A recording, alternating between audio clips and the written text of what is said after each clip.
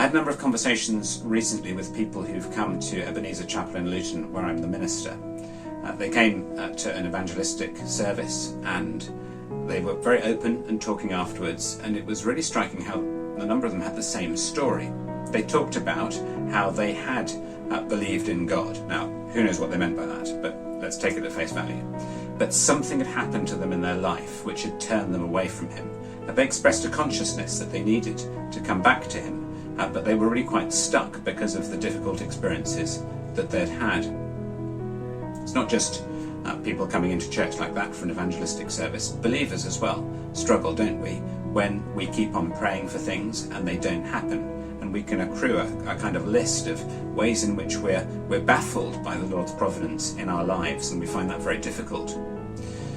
This can build up and it can cause spiritual trouble for us if we don't handle it in the way that Scripture teaches us to handle it. And it seems to me that the principal way that Scripture models for handling this kind of trouble is lament. And yet, when have I ever been in a lament service?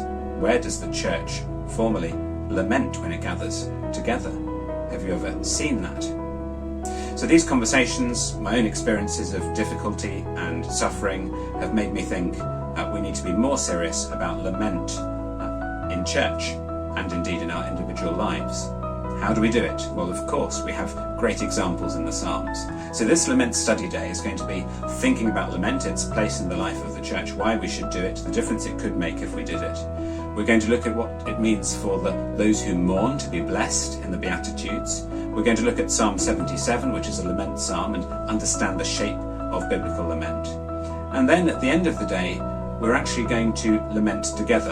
I'm going to walk through a lament service, which is made up of texts from Scripture, from laments, in the first book of Psalms. And I'll explain how it works, as if giving it to you to use somewhere else. But then we will actually do it together. Pastors, of course, are very aware of trouble. You hear about a lot of other people's trouble. You have no doubt troubles of your own. And so it's important for us, perhaps before we lament with others, to lament ourselves. So we'll have an opportunity actually to pray this lament service at the end of the day together. Now, this study day is going to be in various places around the country. If you'd like more information about when and where it's happening, do look on our Eventbrite page. If you'd like to host a day where you are and gather together a group of local pastors, I'd be really happy to come. Just get in touch with us.